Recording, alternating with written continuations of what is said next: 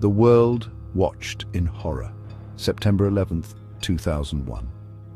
Terror struck the heart of America, but amidst the chaos and destruction, a single phone call pierced through the noise, a chilling testament to the human cost of that day.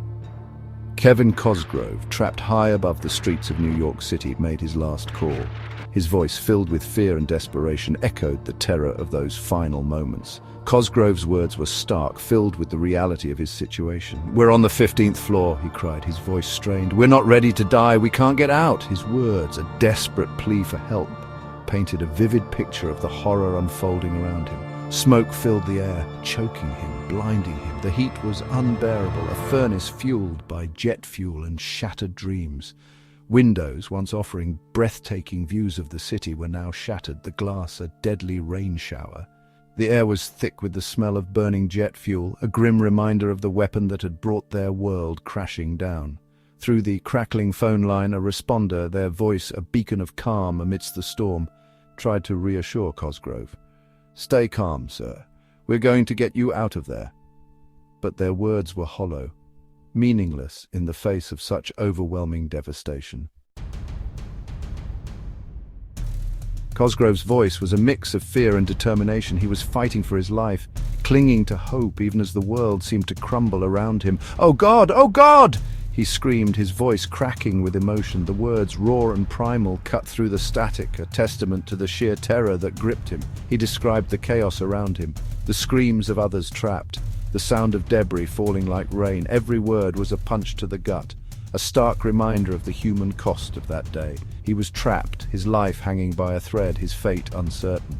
The responder on the other end of the line, their voice a lifeline in a sea of despair, tried to keep Cosgrove talking. They needed information, his location, anything that could help them reach him, but it was a losing battle. Time was running out and everyone knew it. The building was a ticking time bomb, a towering inferno ready to collapse in on itself.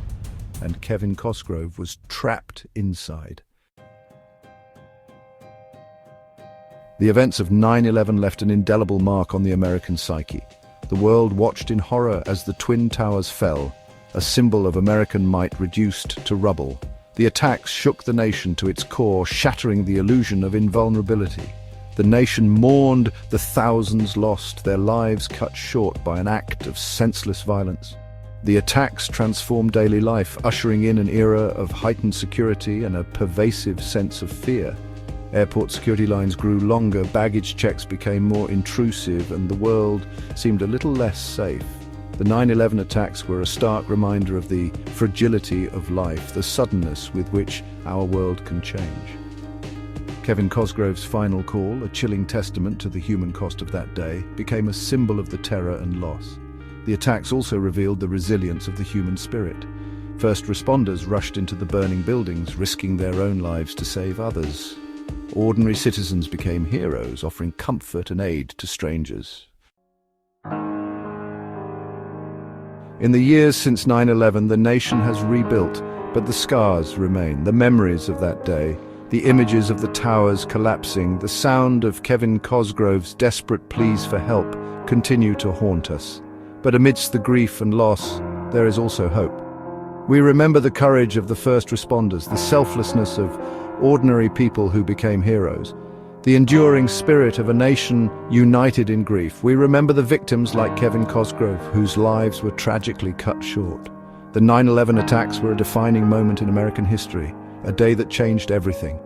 It is our duty to remember that day, to honor the victims, and to never forget the lessons learned. We must never forget the fragility of peace, the importance of unity, and the enduring strength of the human spirit.